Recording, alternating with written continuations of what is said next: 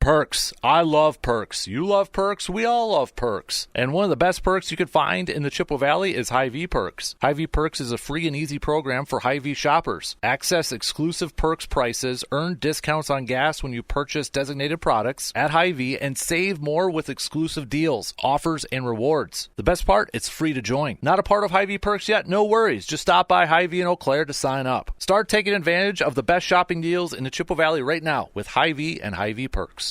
Are you thinking of taking a spring break trip this year? Or maybe you're already eyeing up that summer vacation, but you're not quite sure if you have the proper transportation for those road trips. Hey, that's where Toyson Ford can help you. Toyson Ford has a wide selection of new and used vehicles for you to check out. And at Toyson Ford, they treat you like an honored guest. They will work with you on financing no matter what your budget may be. So if you're looking for that new vehicle this year, head to Toyson Ford, located at 1000 Chippewa Crossing Boulevard in Chippewa Falls. Welcome to the Man Cave Podcast with Dan Casper.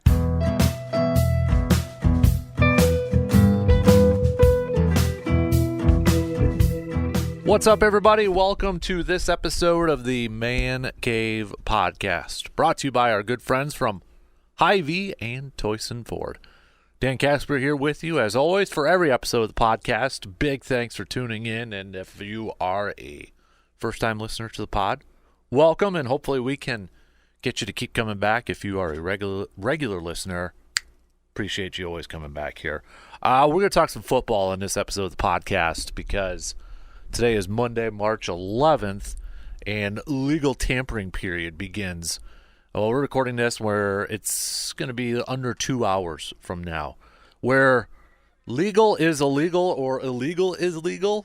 I don't know what the best way to say that is, because let's be real. Okay. 11 o'clock is when agents, 11 o'clock our time, noon Eastern, that's when agents can start talking with teams and negotiating deals. But we're going to get deals agreed to when really they're not supposed to until, Wednesday when they become official. So it's like when illegal is legal sort of stuff. So it's just, it's dumb. It's dumb. It used to be, a few years ago, when free agency, the new league year would open, 3 o'clock on that Wednesday, you'd have all these reports, like right at 3 o'clock on the dot. All these reports saying so-and-so has agreed to this deal. This team has agreed to this deal. It's like, well, if they couldn't talk to each other beforehand, how did that happen? So to cover their tracks a little bit here, the NFL created this legal tampering period to make it look a little bit better. But now you got deals being reported on legal tampering day, or the first day of legal tampering before the new league year opening. So it's just a joke. We know there's back channel communications. There's talks at the combine. Deals are already agreed to, and they're just kind of waiting for it to I fully believe that some insiders already know some deals and just are waiting for 11 o'clock noon Eastern to reveal them. I really believe that. So, again, a refresher. These are only for free agents whose contracts are set to expire on Wednesday. Teams who released players, like a Russell Wilson, can sign anytime. Chris Jones, who signed a deal. Teams can re-sign their own players anytime. These are for players who didn't get a franchise tag or anything like that, and their contracts are set to expire on Wednesday. Their agents can now start to talk to other teams here and start to negotiate deals. So with the Packers, let's start off with the Packers here. So they kind of began with the news that Devondre Campbell is going to be released, which I don't think is a huge surprise by any means. It's going to be a post-June 1st designation, which allows the Packers to have about $10.5, $10.7 million available in cap space around June 1st.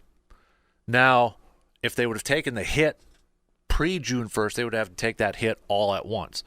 Doing it post-June 1st, they create more cap space for this year. I think the timing of that is interesting, and I think the part where they're doing it for post-June 1st is interesting because June, Green Bay's got to carry that cap up until June 1st. They got to carry a salary on the books up until June 1st. The timing to me is interesting because Jordan Love can start to negotiate a contract extension, or the Packers can start to give him an extension sometime in May. So you're going to have about $10.5 million, $10.7 million available cap space in June, about a month after Jordan Love is able to get a new extension. I think the timing works out there. I don't think we need to connect too many dots with that. But going with Tom Silverstein's, he was the first one to report that, Milwaukee Journal-Sentinel. I thought one interesting point that he put in there too, we're still waiting on the David Bakhtiari thing. And he threw out a couple scenarios. Maybe David Bakhtiari would be willing to take a huge pay cut and stay in Green Bay. He threw out the retirement thing. I think Bakhtiari is not retiring.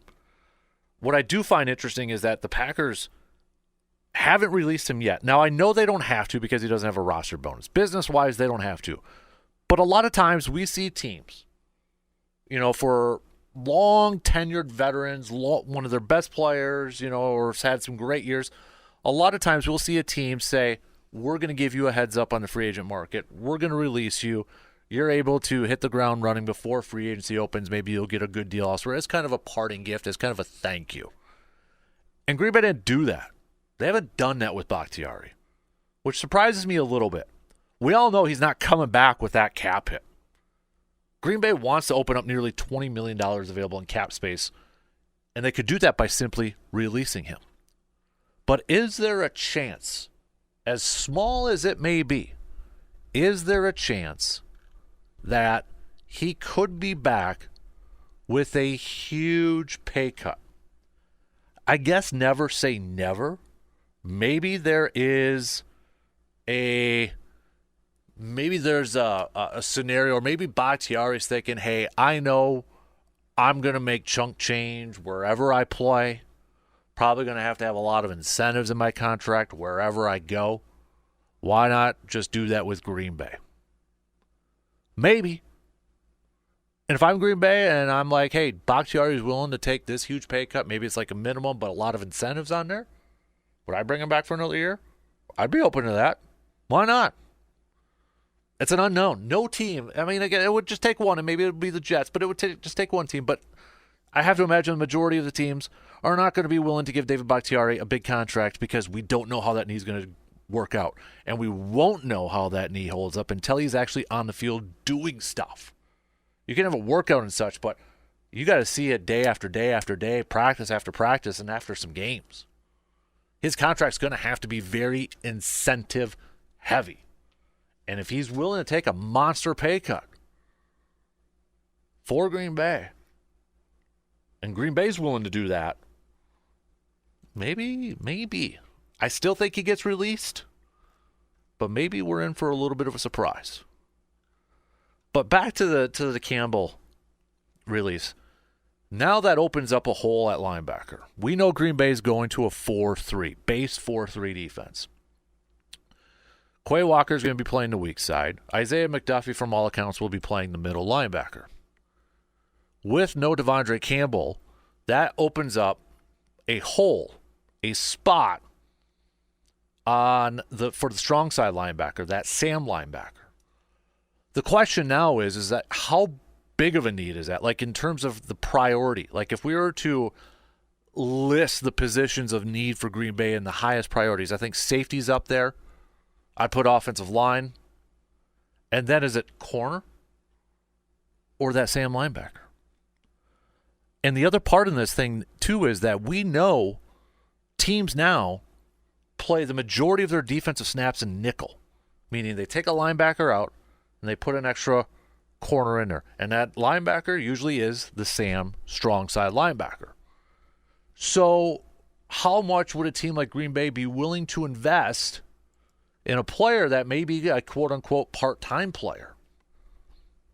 That's why I feel like maybe corner is a little bit of a higher priority. Now, I think Green Bay's got a little bit better depth at corner, but they're still unknowns. You got Jair. You got Eric Stokes, but Eric Stokes is such a big unknown too. Is he going to be able to get back to what he was his rookie year? Is he going to be able to stay healthy? Is he finally over the lower leg injuries, and can they figure out that hamstring issue? Carrington Valentine was a nice pickup last year, 7th-round kid who got a lot of snaps in there. I think he could play. But I think you need one more starting caliber corner. And I think that corner, that slot corner, that nickel corner, that guy who could play that role, may be a little bit more important than a strong side linebacker. I think they need to improve the depth at both those positions, no doubt about it. But I think they need that corner more because they're probably going to play 70, 75% of the snaps, whereas that one linebacker may be playing 20, 25, 30% of the snaps. Now, I don't want to see this team disregard the strong side linebacker, kind of like how I feel like they disregarded the safety position last year. But I would like to see Green Bay maybe bring in a veteran on a 1-year deal and then draft a strong side linebacker day 2, early day 3. That's what I would like to see. Probably more so day 3. That's how I would do it. And then I still think corner is a little bit of a higher priority than a strong side linebacker. They got to fill in both those needs, absolutely, because right now they don't have a strong side linebacker, and you can make the case, well, at least right now they got 3 corners, and you'd be right. But considering that nickel corner, that slot corner plays 70, 75% of the snaps compared to that linebacker, maybe 20, 25, 30, give me that slot corner, or give me that other corner there. If I had to rank them in terms of priority. I don't want to pick either or because I need both. But speaking of safety for the Packers, this is by far their biggest need on this team. And I know I've been burned by it. Other Packers fans have been burned by free agency before. We get our hopes up. We get our excitement up when it comes to free agency. Oh, I would love so-and-so. Oh, I really hope they can make a play. Oh, I think they're going to actually sign some guys. Goody spoiled us that first year when he signed Zadarius and Preston and Billy Turner and Adrian Amos. It's like, after all the years of Ted Thompson, it's like, wow, what is this? So I know getting hopes up for the beginning of free agency as a Packers fan may not be the smartest thing. But would I be disappointed if Green Bay didn't come away with one of the top safeties in this group? Whether it's Xavier McKinney, Jordan Fuller, do you want to throw in Gardner Johnson, Simmons, however you would rank your top 5-ish. I would be disappointed for a couple of reasons. One, this is a team that I fully believe is ready to win now. This is a team that was a couple plays away from getting to the NFC Championship game. And if they would have gotten to the NFC Championship game, I believe that is a young team that would have went into Detroit with a lot of confidence and a big-time belief that they can knock off the Lions. In a very hostile environment, they would have had this confidence, this belief that they could have beat them and gone to the Super Bowl. And I believe because of how they lost the 49ers, that is leaving a bitter taste in the mouth of the players, the coaches, and the front office. They believe they're close. And they can maybe make a couple moves that they believe takes them over that hump. A little bit over a hump. That window is now open wider, quicker than I think a lot of us expected. 2, we know the biggest hole on this team is safety. And we know how important it is for this new defense, for Jeff Hafley. He's a secondary coach by nature. He talked about safety play in his opening presser, what kind of safeties he wants. We know how important coverage is, aggressive coverage is to him.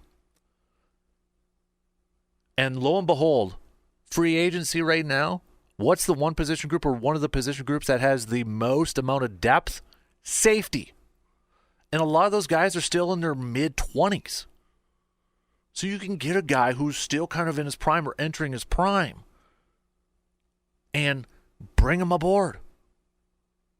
And then you can go draft one. Because here's the thing, in the draft, if you go in the draft thinking, we got to come away with a safety or with our first pick, if you're not willing to move up in that draft to get them, you can't go in there just hoping and crossing your fingers one's going to fall to you. And I'm sorry, but the draft may have 1 or 2 guys that are first-round pick worthy. I feel like the draft in the safety department is a little light in terms of top-tier talent. There's no Hamilton in this draft like the Ravens have. But there's a lot of young talent in the free agent market at this safety. So this is why I believe I know I will be disappointed if Green Bay doesn't come away with one of these top safeties in the free agent market. We know the major hole on defense. We know what your new defensive coordinator wants to do. Just so go do it. If you can't get one of those guys, then what are we doing? You cannot do what you did last year by bringing in a couple different guys, a few different guys, and just trying to Band-Aid it. Rudy Ford, Jonathan Owens. You had Darnell Savage already there. Anthony Johnson Jr., 7th-round rookie. You're trying to just fill it in here or there. You can't do that. You need a playmaker in the back end. Last year, we kept hearing one of the issues with his defense was communication on the back end. The new defensive coordinator, Jeff Hafley, has talked about how important communication is. Bring in that safety. Pair him up with a rookie or a younger guy. Do it. It's there. For any year for the Packers to be aggressive, maybe on day 1, day 2, to bring in one of these safeties, it is this year. It's lined up. You have a major hole in a position that has a lot of young, interesting depth. Good depth. Take advantage of it. Yes, I would be very disappointed if Green Bay didn't do that. Absolutely. Absolutely. And I'm ready to get my heart broken if they don't do it. And I'm ready to be disappointed. Whether it's Xavier McKinney, whether it's Jordan Fuller, there's guys I would be okay with. Xavier McKinney is going to be the one that everybody wants. And I get it. He would be number 1 on my list too. And you got connections. Packers defensive coordinator or Packers defensive pass game coach Derek Ansley coached him at Alabama. Jordan Fuller, Jeff Hafley coached him at Ohio State. You've got connections across the board of safeties all over. Come away with one of these top guys. There is no excuse not to. None. You have to. Elsewhere in free agency, just to kind of recap here from a crazy weekend in the NFL. Russell Wilson signing up with the Pittsburgh Steelers. I think this is a win-win move for both. Russell Wilson signing a minimum year deal. That's a no-brainer for Pittsburgh, 1 year minimum for Russell Wilson. Heck yeah, bring that guy aboard. Why wouldn't you? Why wouldn't you? You've got some weapons on the offensive side. You've got a solid defense. You still won 10 games last year for being a crappy passing offense. You got a culture built in with Mike Tomlin and the Pittsburgh Steelers. Russell's going to come in, probably follow suit. There's not going to be any private offices for him or anything like that. This is a no-brainer. This is a win-win for both sides. This is an opportunity for Russell to play ball, put up some numbers, cash in for the next year, and it's an opportunity for Pittsburgh to get back to the postseason and win a playoff game, maybe win a couple playoff games. And this AFC North, then you factor in the Browns. They acquired Jerry Jeudy for a couple day 3 picks. This AFC North is going to be a lot of fun to watch this coming year. And we're just getting ready for free agency. This is put up or shut up time for Deshaun Watson. He's got weapons. Hopefully Nick Chubb can come back from that gruesome leg injury. He's got Amari Cooper. He's got Jerry Jeudy now. David Njoku at tight end. Browns went to the playoffs last year. Good defense. You add in Pittsburgh now. Baltimore was the 1 seed last year. Bengals, now I know T. Higgins wants to request a trade here, but they were ravaged by injuries last year. Joe Burrow and such. They're going to be an AFC North is going to be a lot of fun to watch next year. Absolutely. Mac Jones getting traded to the Jacksonville Jaguars. That one is a little surprising to me because, first of all, it just cost a 6th-round pick. And if you're Mac Jones, you're probably not happy. I know he's a Jacksonville native and such. But if I'm Mac Jones, as hard as this is going to be initially, I think you have to embrace it, and I think you have to embrace being coached by Doug Peterson. You're going to be a backup to Trevor Lawrence. Lawrence got banged up a lot last year. So maybe there's going to be an opportunity for you to get into some games this year. But embrace being coached by Doug Peterson. And when you're out there in preseason and such, light it up, baby. I think he'll get another shot elsewhere. But it's just a huge what if. What if those reports from a few years ago when he was going through the draft process, if those reports were true that Kyle Shanahan wanted Mac Jones, what would Mac Jones' career look like right now? Where would he be at right now? Would he have led the 49ers to a Super Bowl? Would he have won a Super Bowl with the 49ers? It's a big what if. Huge what if. So, if I'm Mac Jones, you're disappointed. You're upset that you're not going to be able to start. Try to embrace it. Try to embrace being coached by Doug Peterson, because I think that will benefit him. Chris Jones, defensive tackle for the Chiefs, cashing in big-time, highest-paid defensive tackle. I don't think that's a big surprise. There was some talk about maybe with the price tag he was going to be out of Kansas City, but he is back in Kansas City. You got that one. We mentioned the Jerry Jeudy trade as well, going to the Browns. I think a lot of people were surprised it was just a 5th and a 6th round. You got a guy, though, that I think has some untapped potential yet. I think this is a good move for him. Hopefully they can get that talent out of him. But, you got some other moves here and there, too. But, man, I think this is going to be a crazy. And then we got the Kirk Cousins one, which is the huge domino. As I'm recording this, I'm seeing reports that he will hit free agency and begin discussions with Atlanta as soon as the tampering period or tampering window opens. I feel like he's at Atlanta. And you're Minnesota, if you got an offer out there for him, and let's say it's like a 2-year deal, $40 million a year, whatever, I don't know. Talk about a complete change in direction of your offseason approach depending on whether Kirk Cousins comes back or not. Kirk Cousins comes back, and he signs that 2-year deal, 3-year deal, whatever it is. It's going to be a short-term deal, but a lot of guaranteed money. How do you approach the upcoming season then? Do you approach it by, you know what, we got to give Justin Jefferson a huge contract too, so let's try to push the chips in and let's try to go for it for these next couple of years? Do you go that route? Because why else then would you bring in Kirk Cousins for just a short window but for a lot of money if you didn't think you could make a deep run? So if he goes to Atlanta then it kind of changes, it for sure changes stuff in Minnesota. Because now you're probably going to go into draft thinking, we got to come away with one of these quarterbacks. Whether it's Jane Daniels, whether it's J.J. McCarthy, Drake May, whoever. You're going to have to come away with one of those quarterbacks. And that changes your offseason a little bit. If you sign Kirk Cousins, maybe you still draft a quarterback, but there's going to be questions like, okay, why'd you give all this money to Kirk Cousins, but you're not building around him to try to go for it this year? Whereas if Kirk goes to Atlanta, he's already got a lot of young playmakers there. They're in a win now mode right now in that division, especially. You want to talk about a decision that can completely. There's two paths, right? There's two paths here.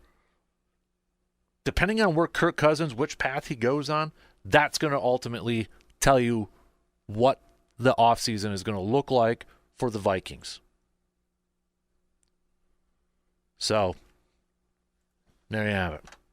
That one, I think it's going to be Atlanta. And I think Minnesota will finally have to be aggressive and try to figure out their long-term quarterback situation. And I think they will come away with a quarterback in this draft. But I'm going to stop recording now because I feel like I'm going to miss out on some stuff, on some free agency news here. So, a little bit of a shorter episode of the Man Cave podcast right now, but I got a feeling we got a lot to talk about tomorrow in tomorrow's episode of the podcast. Hopefully some good stuff when it comes to the Packers too, but I feel like we're going to have to recap and take a look at some of these deals here, all right? But you listening right now, hit me up with who you want the Packers, or if you're not a Packers fan, if you're a fan of the Lions or the Vikings, Bears, whoever, who do you want your favorite team to really target in free agency? If you're listening to this before they've signed their guy, who is that one player? Hit me up on Twitter /X at DANKASPER, Facebook.com/Casper Sports, Casper with a K, or hit me up on Instagram, Dan Casper Sports. Okay? That's going to do it for this episode of the Man Cave Podcast, brought to you by Hy-Vee and Toyson Ford. We're going to be hitting the road here soon, too, with some draft episodes of the podcast. We're going to be hitting the road, so stay tuned for details on that. But if you got a few seconds, if you wouldn't mind, give us a 5-star rating and a positive review so others can find the podcast. I would really appreciate that. Again, I'm Dan Casper, and a big thanks for tuning in, and we will talk to you on the next episode of the Man Cave Podcast.